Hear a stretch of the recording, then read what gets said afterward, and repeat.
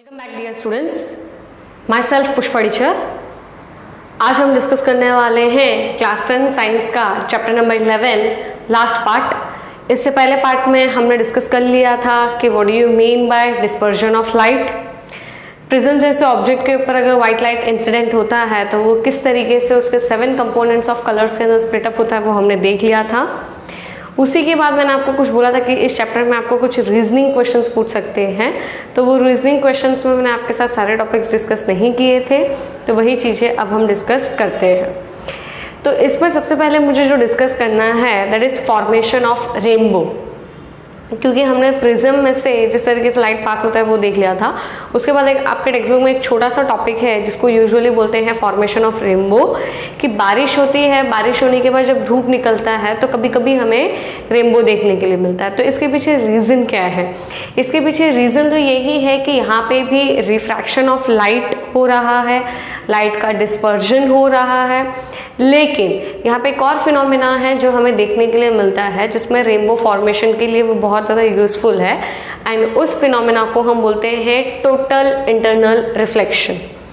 तो इससे पहले कि हम रेनबो फॉर्मेशन देखें, एक बार हम समझ लेते हैं कि टोटल इंटरनल रिफ्लेक्शन क्या होता है, क्योंकि वो समझना आपके लिए ज़रूरी है। ठीक है, तो सबसे पहले अगर आपको टोटल इंटरनल रिफ्लेक्शन समझना होगा तो टोटल इंटरनल रिफ्लेक्शन के लिए याद रखना कि कंडीशन हमको जो मीडियम की चाहिए वो होगी हमें from denser medium to rarer medium. मतलब टोटल इंटरनल रिफ्लेक्शन फिनोमेना पढ़ने के लिए लाइट की जो डायरेक्शन होगी वो ट्रैवल होगी from denser medium to rarer medium. कौन से मीडियम से कौन से मीडियम में लाइट का ट्रैवल होना ज़रूरी है? लाइट का ट्रैवल होना ज़रूरी है from denser medium to rarer medium. This is the condition, तभी जाके आपको ये जो टोटल इंटरनल रिफ्लेक्शन वाला जो प्रोसेस है वो देखने के लिए मिलेगा। अब सपोज कर लेते हैं कि ये कुछ हमारा समवॉट सरफेस एरिया है। अब ये हमारे पास 2 मीडियम है, इसमें हम डिस्कस करते हैं कि ये वाला जो है हमारा वाटर है और ये वाला जो है एयर है हमारा मीडियम। ठीक है, तो 2 मीडियम हो गए हमारे पास। अब वाटर जो है, बट ऑब्वियसली मुझे पता है कि water is a denser medium, whereas air जो है मुझे पता है कि इसमें पार्टिकल एक दूसरे से दूर दूर होते हैं, तो इसलिए ये हो गया मेरा रेरर मीडियम।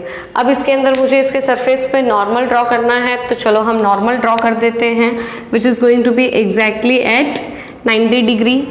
ठीक है, एक सीधी सी लाइन ड्रॉ कर देंगे हम, तो ये हो गया आपका नॉर्मल। अब मैंने आपको क्या कंडीशन बोला था कि टोटल इंटरनल रिफ्लेक्शन के लिए light should travel from a denser medium to a rarer medium. ठीक है, तो अब इमेजिन करते हैं, सपोज करते हैं कि ये जो है ये हमारी लाइट है। ठीक है, आपकी लाइट की डायरेक्शन कुछ इस तरीके से ट्रैवल कर रही है, तो इस चीज़ को हम क्या बोलेंगे? यहाँ पे आपकी लाइट को हम बोलेंगे that it is incident ray. Incident ray जो है वो नॉर्मल के साथ बट ऑब्वियसली एक एंगल बनाएगा, जिस एंगल को हम बोलते हैं एंगल ऑफ इंसिडेंस। अभी फिलहाल मुझे उस एंगल की कोई ज़रूरत नहीं है। अब क्या हो रहा है कि लाइट जो है आपका डेंसर मीडियम से रेरर मीडियम में एंटर हो रहा है, तो मुझे पता है कि whenever light travels from a denser medium to a rarer medium it bends away from the normal. क्या हो जाएगा? It bends away from the normal. ये रहा मेरा नॉर्मल, तो वो नॉर्मल से दूर जाके, ये आप एंगल देख सकते हो कि ये क्या हो गया कि ये नॉर्मल से दूर चला गया है, राइट? तो यूजुअली इस एंगल को हम बोलते हैं that it is angle of refraction. ये हो गया आपका एंगल ऑफ रिफ्रैक्शन और ये हो गया आपका एंगल ऑफ इंसिडेंस। ठीक है, तो अब टोटल इंटरनल रिफ्लेक्शन समझने के लिए हम आगे बढ़ते हैं। जैसे कि बच्चों आपको पता है कि आपकी लाइट जब एक डेंसर मीडियम से रेरर मीडियम में जा रही है, डिपेंडिंग कि आपका एंगल ऑफ इंसिडेंस नॉर्मल के साथ क्या है, उस बेसिस पे से आपका एंगल ऑफ रिफ्रैक्शन जो है वो डिफर करेगा। तो अभी अगर मेरा जो एंगल ऑफ इंसिडेंस इधर था, इसका अगर मैं डायरेक्शन, इसका ये जो एंगल है, इसका एंगल मैं थोड़ा सा और चेंज कर देती हूँ। कहने का मतलब ये है कि अभी जो मेरा यहाँ पे ये मैंने इंसिडेंट रे बनाया है, उस इंसिडेंट रे को अगर मैं यहाँ पे बना दूँ तो मेरा एंगल ऑफ इंसिडेंस चेंज हो जाएगा। ठीक है, कहने का मतलब ये है कि समझो अभी ये मेरा एंगल ऑफ इंसिडेंस है। अगर ये मेरा एंगल ऑफ इंसिडेंट होगा तो अभी इस वाले कंडीशन के लिए, ये था मेरा कंडीशन नंबर 1, इसमें आपने देखा कि ये था आपका टोटल एंगल ऑफ इंसिडेंस। अब ये है हमारा डॉटेड लाइन जो कि हमारा कंडीशन नंबर 2। तो इसमें आप देख सकते हो कि मेरा एंगल ऑफ इंसिडेंस कितना ज्यादा बढ़ चुका है। जब मेरा एंगल ऑफ इंसिडेंस बढ़ेगा, सीधी सी बात है कि आपका एंगल ऑफ रिफ्रैक्शन भी चेंज हो जाएगा। तो ये वाली जो मेरी डॉटेड लाइन है, इसके लिए अब मेरी जो एंगल ऑफ इंसिडेंस रिफ्रैक्शन होगा वो और भी ज्यादा बेंड हो जाएगा। मतलब सेकेंड कंडीशन में जो मेरी एंगल ऑफ इंसिडेंस बनेगी वो ये वाली होगी मेरी angle of refraction, not incidence. Okay, तो पहले कंडीशन में आपने देखा कि किस तरीके से एंगल ऑफ इंसिडेंस छोटा एंगल था तो रिफ्रैक्शन भी थोड़ा सा कम हुआ। फिर मैंने एंगल ऑफ इंसिडेंस को अगर बढ़ा दिया तो मेरा एंगल ऑफ रिफ्रैक्शन भी बढ़ चुका है। तो ऐसे करते हुए हम ऐसे कंडीशन पे आ जाते हैं। देखो अभी मैं एक अलग कलर आपके लिए यूज कर रही हूं कि मेरा अभी जो इंसिडेंट रे ऑफ लाइट है उसको मैं इस तरीके से इंसिडेंट कर रही हूं। आप देख सकते हो यहाँ पे कि this is what my third condition. इस तरीके से मैंने इसको चेंज कर दिया है। जब मैं अपने एंगल ऑफ इंसिडेंस को चेंज करते जा रही हूँ तो एक ऐसा कंडीशन आएगा जब मेरा ये एंगल ऑफ रिफ्रैक्शन जो है, दैट इज रिफ्रैक्टेड रे जो है, वो एग्जैक्टली इस 90 डिग्री पे यहाँ पे रिफ्रैक्ट हो जाएगा। किसके 90 डिग्री पे? तो नॉर्मल के 90 डिग्री पे। आप देख सकते हो कुछ इस तरीके से बनेगा। लेकिन ये कब होगा? जब मैं मेरा एंगल ऑफ इंसिडेंस को चेंज करूंगी तब।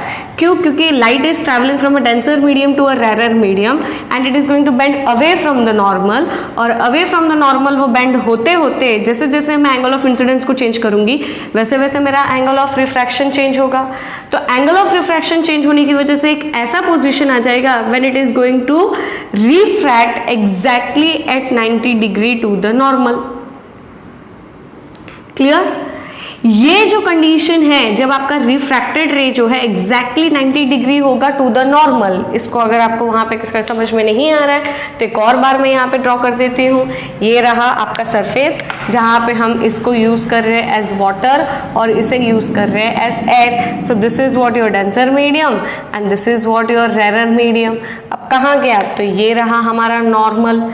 ठीक है, अब नॉर्मल के बाद हमने क्या बात की है कि ये जो आपका रिफ्रैक्टेड रे है, रिफ्रैक्टेड रे यहाँ पे रिफ्रैक्ट हो गया।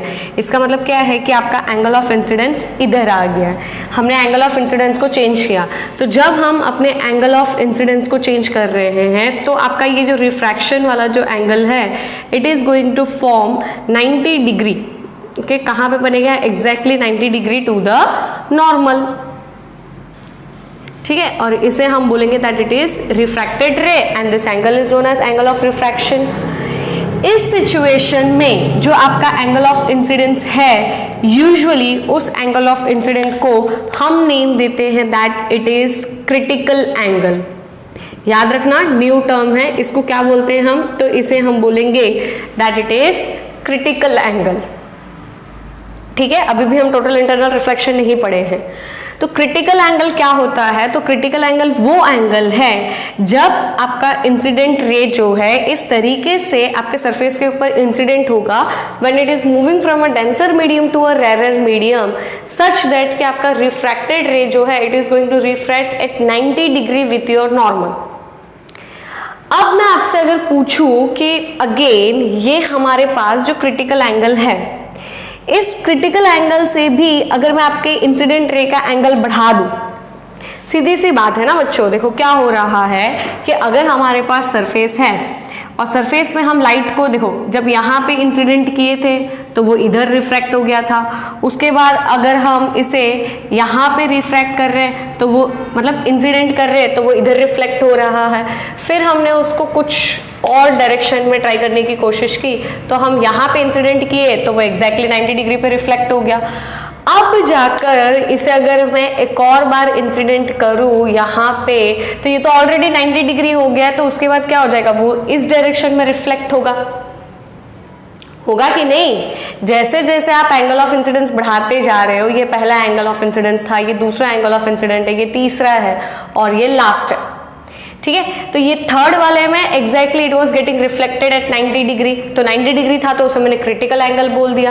अब क्रिटिकल एंगल से भी आपका जब इंसिडेंट एंगल जो है वो ग्रेटर होगा, when incident angle is greater than the critical angle, तो आपकी जो रे ऑफ लाइट है जहां पे सरफेस पे इंसिडेंट हो रही है उसके बाद अब वो कहां पे रिफ्लेक्ट होगी, उसके बाद वो अब इस डायरेक्शन में रिफ्लेक्ट होगा। मतलब सेम मीडियम है ना, ये अगर वाटर है हमारा तो ये भी तो वाटर मीडियम ही हो गया। So this particular thing is what we call as total internal reflection. It's not refraction, it is reflection.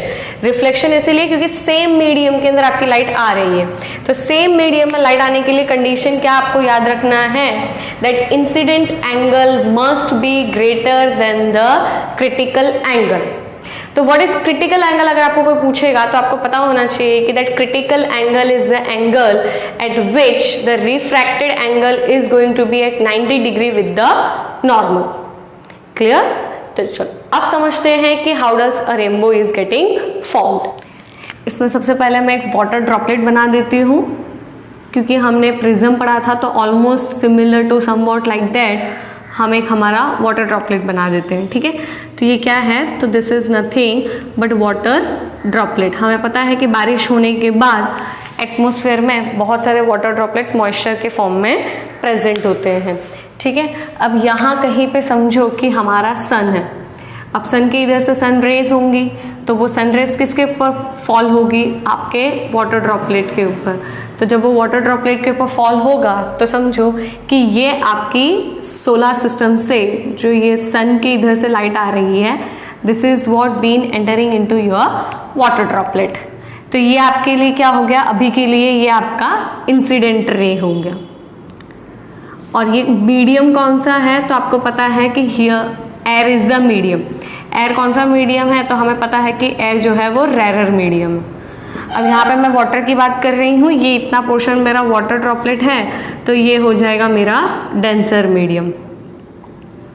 सीधी सी बात है कि जब लाइट जो है वो यहाँ पे आके इंसिडेंट होगा तो क्योंकि मीडियम आपकी चेंज हो रही है, this is rarer medium and this is denser medium, but obviously जो मेरी लाइट ट्रेवल होकर आई है, लाइट की जो स्पीड है वो स्पीड की चेंज हो जाएगा। स्पीड चेंज होगा, at the same time medium change हो रहा है, उसकी वजह से लाइट की डायरेक्शन जो है वो भी थोड़ी सी चेंज हो जाएगी। और हमने ऑलरेडी डिस्पर्जन में देखा है कि whenever white light will gets incident on a surface, it is going to split up it into component colours, और उसके कंपोनेंट कलर्स कितने हैं, 7 कलर्स। तो यहाँ पे अब मुझे कितने कलर्स मिल जाएंगे, 7 कलर्स का बैंड मिल जाएगा, 1 2 3 4 5 6 एंड 7। ठीक है, अब ये मुझे 7 बैंड्स ऑफ कलर्स जो मिले, ये कहाँ पे, अभी इसके इस सरफेस पे आके रुक जाएंगे। अब ये यहाँ पे ध्यान से सुनना बच्चों कि यहाँ पे अब आपका होगा टोटल इंटरनल रिफ्लेक्शन। क्यों, क्योंकि ये जो है ये आपका वाटर है, वाटर ड्रॉपलेट, मतलब दिस इज डेंसर मीडियम। अब लाइट कहां से कहां जा रही है, तो denser medium to rarer medium, क्योंकि अगेन ये यहाँ पे क्या है, तो आपका एयर है, सो जिसको हम बोलते हैं रेरर मीडियम। अभी तक हम लोगों ने टोटल इंटरनल रिफ्लेक्शन में कंडीशन पढ़ा था कि light should always travel from denser medium to rarer medium in case of total internal reflection.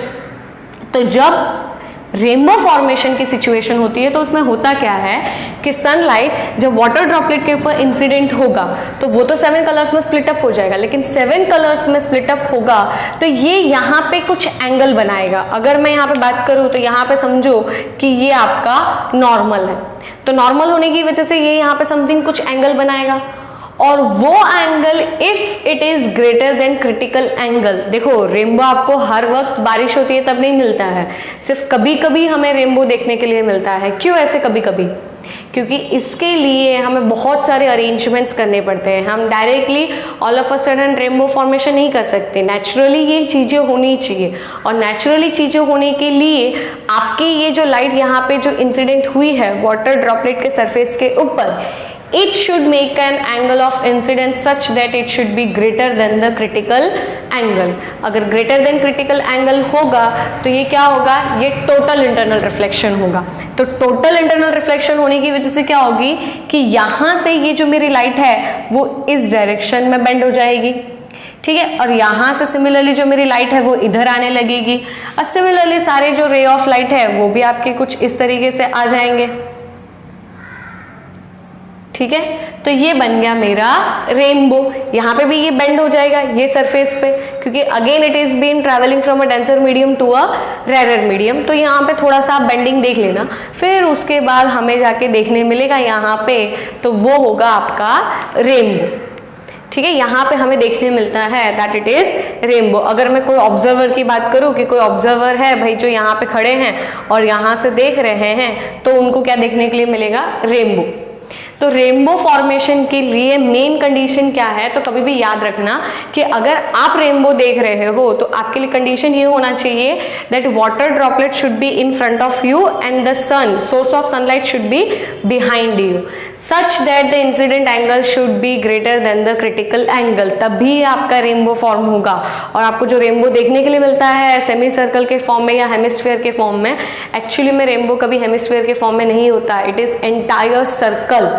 तो नेचुरली एक कोई वाटर ड्रॉपलेट नहीं है जो रेनबो बना रही है, ऐसे बहुत सारे हमारे यूनिवर्स के अंदर वाटर ड्रॉपलेट्स होंगे जो आपको रेनबो फॉर्मेशन में हेल्प करेंगे। आया समझ में? सो दिस वाज इम्पॉर्टेंट, थोड़ा ध्यान से समझ लेना। अब स्कैटरिंग का मतलब क्या होता है? समझो कि लाइट जो है वो छट जाना इन द सेंस पूरी डायरेक्शन में स्कैटर हो जाना, बिखर जाना, इस प्रोसेस को हम बोलते हैं स्कैटरिंग ऑफ लाइट। अब ये होता कैसे है? तो हमारे ये जितना भी एटमॉस्फेयर है, इस एटमॉस्फेयर में बहुत सारे आपको ऐसे पार्टिकल्स देखने के लिए मिलते हैं। ठीक है, ज़रूरी नहीं कि ये सारे पार्टिकल्स इस लाइन में ही हम दिखाएं, यहाँ कहीं पे हमें पार्टिकल्स देखने के लिए मिल रहे हैं। अब ये पार्टिकल्स किसके हो सकते हैं? तो ये नाइट्रोजन के हो सकते हैं, ऑक्सीजन के हो सकते हैं, और कुछ डस्ट पार्टिकल्स हो सकते हैं, कुछ छोटे पार्टिकल्स होते हैं और कुछ बड़े पार्टिकल्स होते हैं।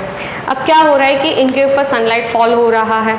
ठीक है, जैसे ही इनके ऊपर सनलाइट जो है वो फॉल होगा तो ये क्या करेंगे कि आपके लाइट को अलग अलग डायरेक्शन में स्कैटर करने लगेंगे। जैसे ये इधर स्कैटर कर देगा, फिर समझो कि ये दूसरा कोई रे ऑफ लाइट है तो ये इधर जाने के बाद इधर स्कैटर कर देगा।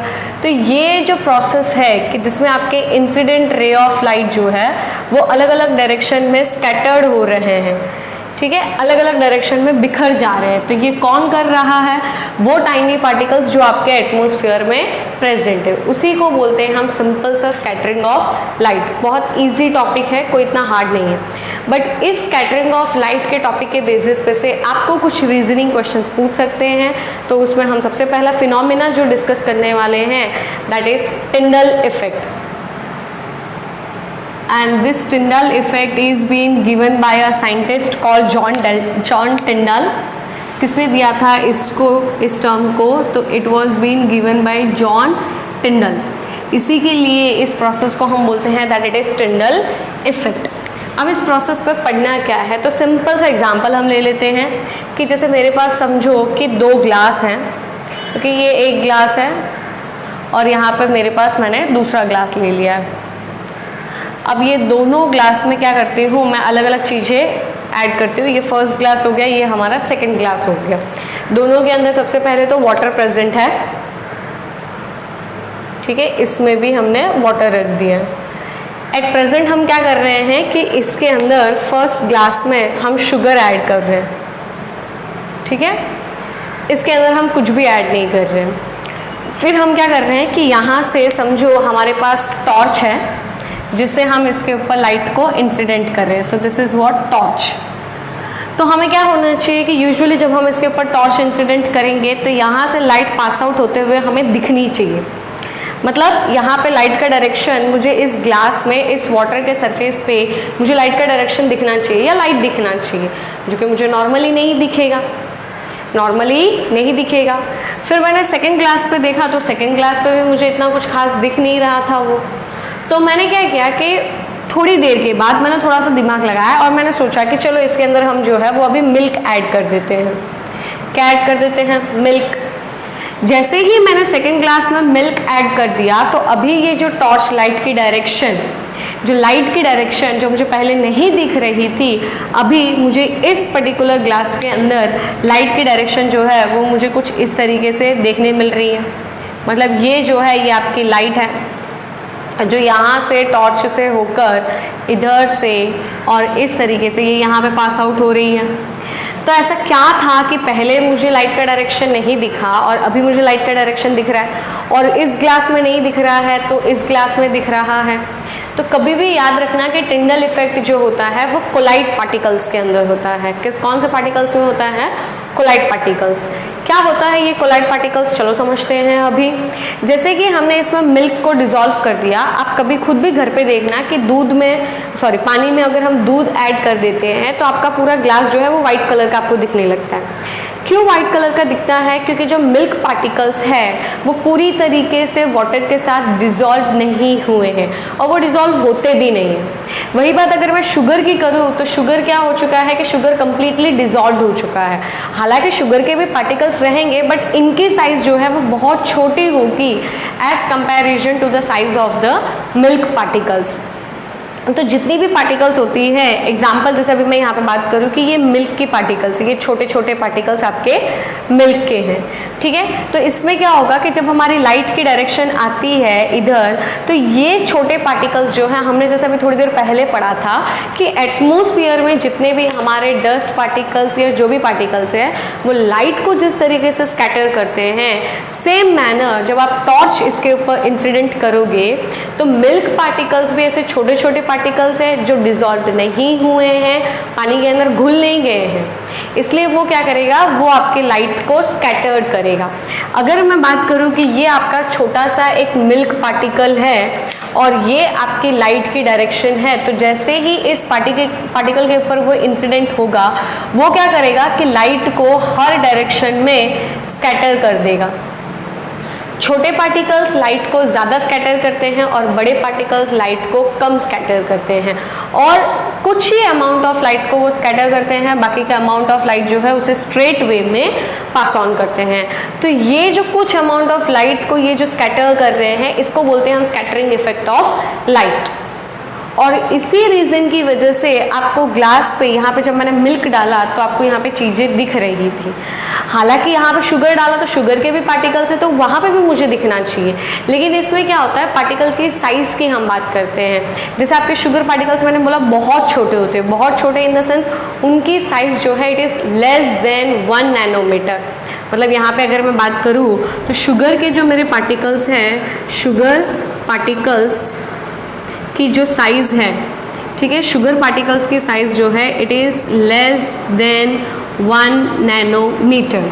अब लेस देन 1 नैनोमीटर साइज़ के अगर आपके पार्टिकल्स होंगे तो वो कभी भी लाइट को स्कैटर नहीं कर पाते हैं, और ऐसे ही सॉल्यूशंस को हम यूजुअली बोलते हैं, इन चीज़ों को दे आर कॉल्ड सॉल्यूशंस, क्योंकि वो पूरी तरीके से डिसॉल्व हो जाते हैं and they are very bad in showing Tyndall effect. आप 9th स्टैंडर्ड में ऑलरेडी ये चीज़ पढ़ चुके हो।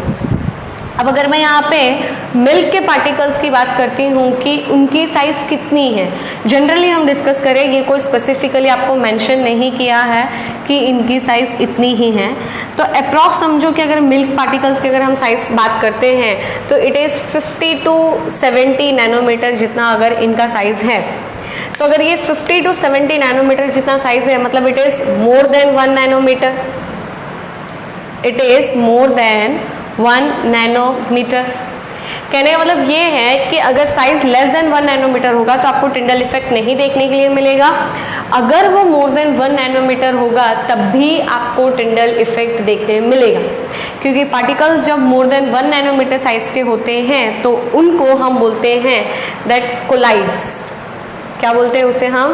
कोलाइड्स। और इस सॉल्यूशन को हम बोलते हैं कोलाइडल मिक्सचर। क्या बोलते हैं हम? Colloidal mixture. अब इसी तरीके से अगर आपको मैं तीसरा एग्जाम्पल दूँ, मैं बोलती हूँ कि चलो अब हम तीसरा ग्लास ले लेते हैं और इस ग्लास में भी मेरे पास क्या है, तो मेरे पास वाटर है। इस वाटर के अंदर मैंने सॉइल ऐड कर दिया। क्या ऐड कर दिया? सॉइल। तो बताओ मुझे अभी क्या लाइट की पाथवे दिखेगी या नहीं दिखेगी? ऑफकोर्स सी बात है कि मुझे लाइट की पाथवे जो है वो नहीं दिखेगी। क्यों? बिकॉज आपकी सॉइल की जो साइज़ है पार्टिकल्स की, ओके, अगर सॉइल पार्टिकल्स की मैं साइज़ की बात करूँ तो उनकी जो पार्टिकल्स की साइज़ है it is more than 1000 nanometer. कितना होता है, मोर देन 1000 नैनोमीटर। और जब इतना ज़्यादा साइज पार्टिकल्स की बड़ी होगी तो ऐसे सॉल्यूशंस क्या हो जाता है, आपका सॉइल जो है वो पानी के अंदर पूरा ग्लास के सरफेस पे नीचे सेटल डाउन हो जाएगा, सस्पेंडेड हो जाएगा। इसीलिए ऐसे सॉल्यूशन को हम बोलते हैं that they are suspension solutions. क्या बोलते हैं हम, सस्पेंशन सॉल्यूशंस। और जिसकी वजह से इस पे भी आपको टिंडल इफेक्ट नहीं देखने मिलेगा, मतलब यहाँ पे भी टिंडल इफेक्ट नहीं होगा if the size is more than 1000 nanometer, यहाँ पे भी नहीं होगा if the size is less than 1 nanometer.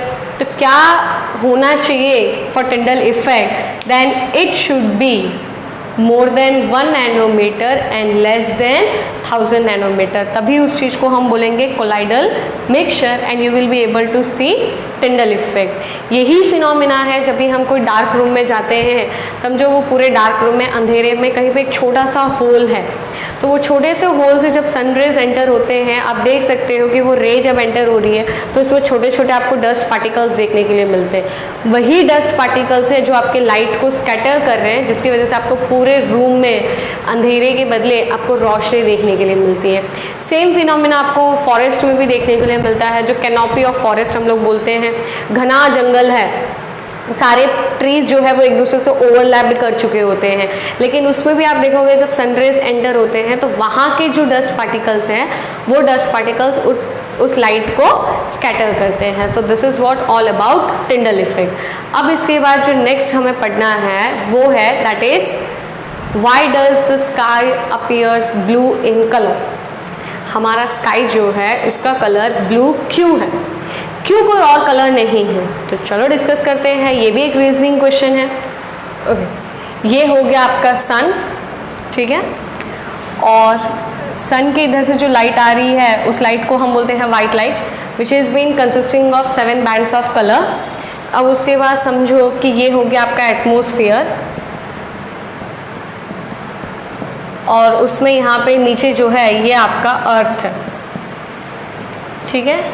तो जब ये लाइट हम तक पहुँच रही है तो बीच में बहुत सारे छोटे छोटे पार्टिकल्स हैं, जैसे कि नाइट्रोजन, ऑक्सीजन और बहुत सारे। तो इसमें होगा क्या बच्चों कि जब आपकी लाइट आएगी हम तक, तो लाइट आते आते यहाँ पे ये जो पार्टिकल्स प्रेजेंट है नाइट्रोजन और ऑक्सीजन के, ये वाइट लाइट को क्या कर देंगे, आप तक जब आएगी तो छोटी बैंड ऑफ वेवलेंथ की जो लाइट है वो पता ही है आपको ज़्यादा स्कैटर्ड हो जाती है, और जो लॉन्ग वेवलेंथ वाली लाइट है वो दूर तक ट्रैवल होती है। तो इसकी वजह से क्या होगा कि जब यहाँ से आपकी लाइट आ रही है तो ये बीच में ही कुछ इस तरीके से स्कैटर्ड होना शुरू हो जाएगा। समझो कि ये इधर इस तरीके से स्कैटर्ड हो जाएगा, फिर ये इस तरीके से स्कैटर्ड हो जाएगा, और ये इस तरीके से स्कैटर्ड हो जाएगा। वेरेज अगर मैं बात करूँ कि आपके येलो, ऑरेंज और रेड कलर की लाइट की, तो वो इस तरीके से ऐसे आपके एटमॉस्फेयर में एंटर हो जाएगा पूरी तरीके से। और ये जो स्कैटर्ड हुआ है that is what blue colour, मतलब वायलेट, इंडिगो, ब्लू जो तीन हैं उसमें एंड किससे हो रहा है, ब्लू से हो रहा है। इसीलिए वो बैंड जो है वो स्कैटर्ड जल्दी हो जाएगा, और स्कैटर जल्दी होने की वजह से आपको पूरा स्काई जो है वो ब्लू कलर का देखने के लिए मिलता है। और लाइट आपके पास जो आ रही है वो येलो, ऑरेंज और रेड, इसीलिए आप जब सन को देखते हो तो आपको ऐसा नहीं लगता है कि सन के इधर से वाइट कलर की लाइट आ रही है, आपको ऐसा लगता है कि सन के इधर से रेड या ऑरेंजिश, येलोइश टाइप की लाइट जो है वो आप तक आ रही है। इसी में अब एक और रीजनिंग क्वेश्चन हमें पूछा है कि जैसे हम सनराइज और सनसेट की बात करते हैं, तो सनराइज और सनसेट के टाइम पे हमें सन जो है वो रेड कलर का देखने के लिए मिलता है। दरअस आफ्टरनून की हम बात करते हैं तो तब हमें रेड कलर नहीं, तब हमें वाइट कलर दिखता है। तो उसमें कौन सा फिनोमेना है, उसमें भी प्रोसेस सेम है। चलो एक बार देख लेते हैं वो भी। तो इसमें क्या हो रहा है समझो, अगेन यहाँ पे मेरे पास है this is what my atmosphere and this is what my earth, और ये हम बात कर रहे हैं हमारे एटमॉस्फेयर की, ठीक है। अब यहाँ कहीं पे आप या फिर समझो कि मैं खड़ी हूँ, ठीक है, ये, और यहाँ पे हम बात कर रहे हैं कि दिस इज़ व्हाट सनराइज, मतलब हम नॉर्मली SR लिख देते हैं, मतलब इसको मैं ईस्ट डायरेक्शन कंसिडर कर रही हूँ, और यहाँ पे समवॉट हो रहा है दैट इज सनसेट, और इसको हम कंसिडर करते हैं एज वेस्ट। अब क्या होगा, ध्यान देना कि यहाँ से आपकी जो लाइट है वो आपके इधर एंटर हो रही है, मतलब आप तक आ रही है। तो जब आप तक ये रे ऑफ लाइट आ रही है, मतलब ये हो गया आपके लिए इंसिडेंट रे। ये जब तक आप तक पहुंच रही है तो आप इसका डायरेक्शन देखो कि कितना अमाउंट ऑफ लाइट जो है वो आप तक, मतलब कितना पाथवे जो है ये इसने ट्रैवल किया है। Will discuss in a minute, अभी पूरा कंप्लीट नहीं किया है। सिमिलरली मैं अगर सनसेट की बात करती हूँ तब भी आप तक जो रे ऑफ लाइट है वो आ रही है। अगेन यहाँ पे भी ये हो गया आपका जो डिस्टेंस है वो ट्रैवल कर रहा है, ये कितना ज़्यादा डिस्टेंस ट्रैवल कर रहा है। तो इतना डिस्टेंस ट्रैवल करने की वजह से, जैसे मैंने अभी आपको बताया कि यहाँ से सन के इधर से ये मेरे पास कौन सी लाइट आ रही है, तो वाइट लाइट आ रही है।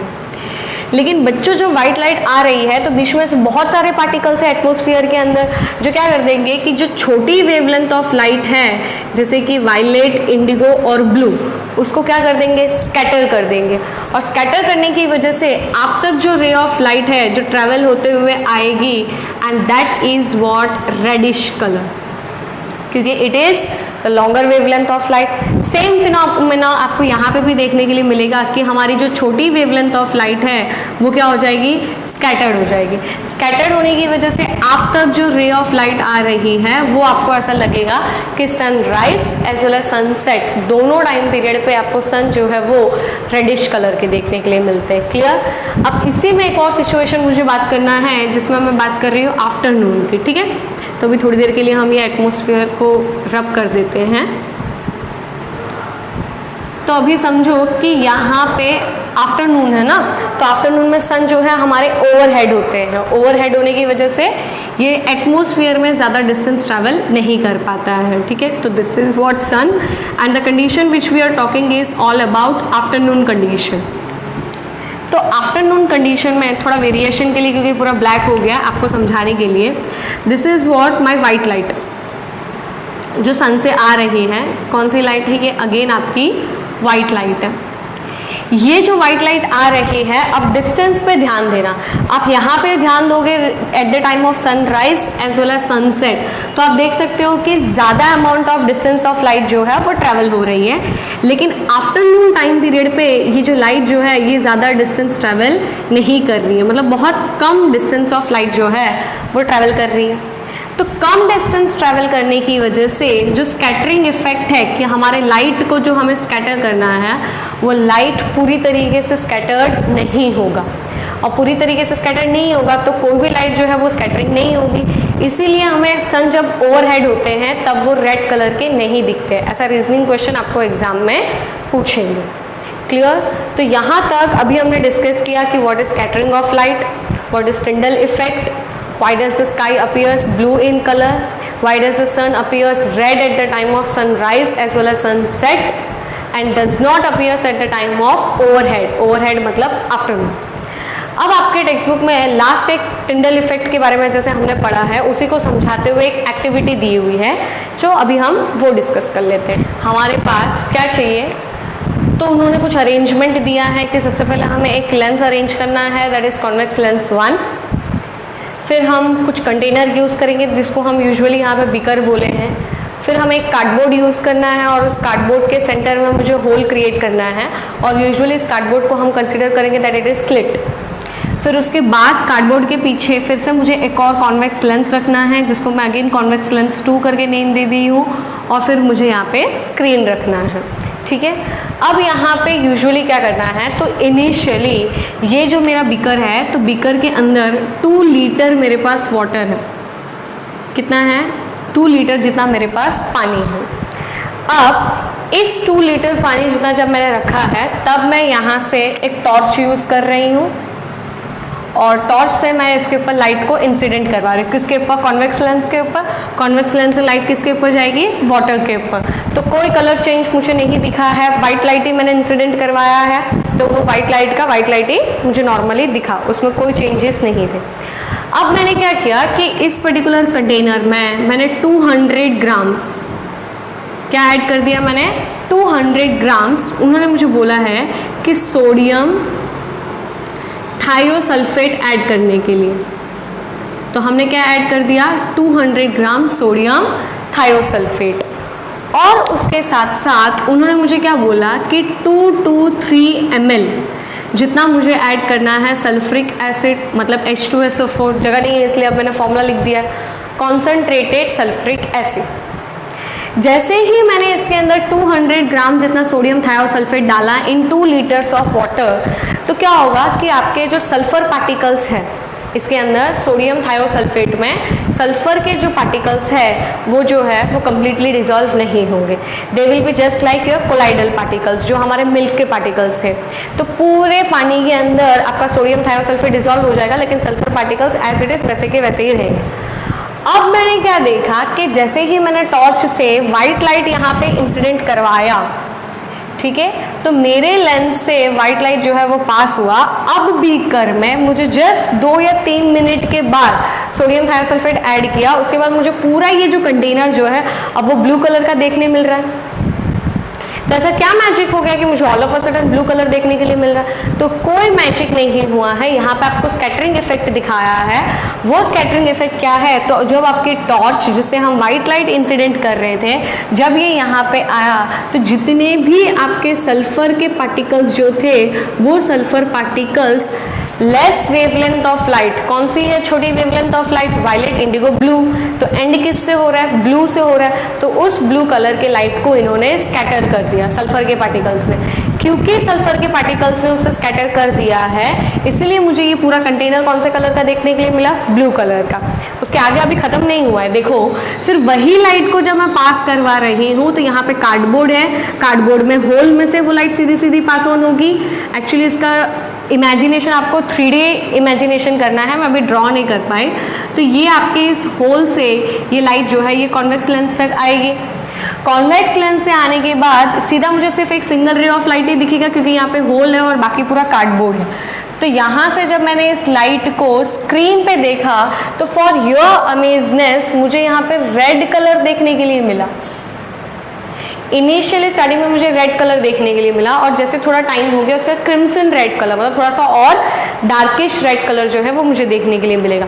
तो यहाँ पे तो मैंने देखा कि भाई ब्लू कलर का पूरा सोल्यूशन दिख रहा है और यहाँ पे मुझे रेड कलर दिख रहा है। तो इसका मतलब मुझे यहाँ पे क्या पता चल रहा है? तो इसका मतलब यहाँ पे मुझे ये पता चल रहा है कि व्हाइट लाइट को जब मैंने यहाँ पे इंसिडेंट किया तो ये शॉर्टर वेवलेंथ ऑफ लाइट होने की वजह से ये यहीं पे स्कैटर्ड हो चुके हैं।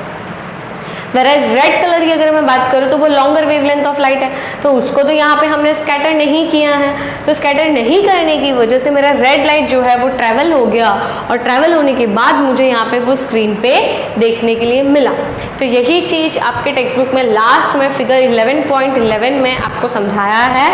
This is again with the help of scattering of light effect की वजह से।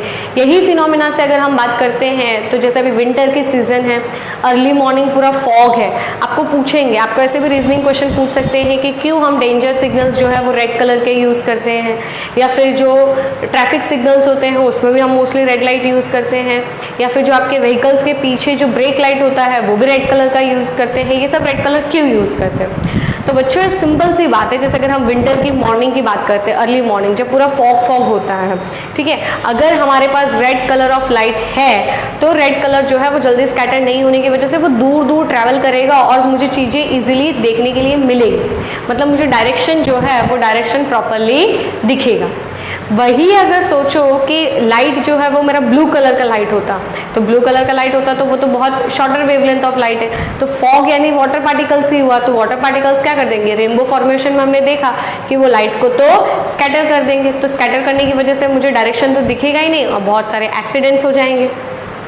यस और नो? यही रीजन की वजह से इवन डेंजर सिग्नल्स भी आपके रेड कलर का यूज़ करते हैं, क्योंकि रेड कलर जो है वो दूर दूर तक ट्रैवल करती है। ऐसा नहीं है कि red colour is very sensitive to your eyes. For your eyes specially yellow colour is more sensitive. Even इसीलिए आपके जो बस वगैरह के जो कलर्स होते हैं उसे मोस्टली येलो रखते हैं कि हम उसे देख के तुरंत सेंसिटिविटी, मतलब हमारे आई सिक्स्थ सेंस जो है वो तुरंत उसे कैप्चर कर लेता है। So this was all about chapter number 11। यहाँ पे हमने इस चैप्टर को पूरा कंक्लूड कर दिया है। Still you have any queries, any doubts, you can let me know by commenting. Video पसंद आए तो लाइक करना, अपने फ्रेंड्स के साथ शेयर करना, and keep supporting us. Thank you.